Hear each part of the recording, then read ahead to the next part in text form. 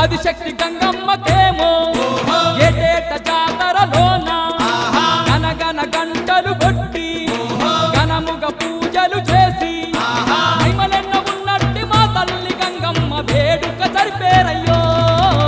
గంగమ్మ తిరునాళ్ళు రన్నో బొబ్బయ్యల కోటి భక్తులురా రత్నాల గంగమ్మ మొక్కులు తీర్చక బయలెల్లి వచ్చేరురా